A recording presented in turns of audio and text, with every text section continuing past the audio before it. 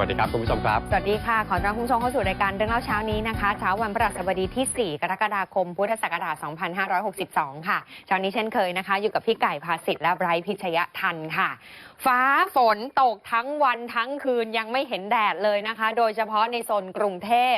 เป็นอิทธิพลของพายุซึ่งเป็นพายุโซนร้อนชื่อว่ามูนค่ะพายุโซนร้อนมูนลูกนี้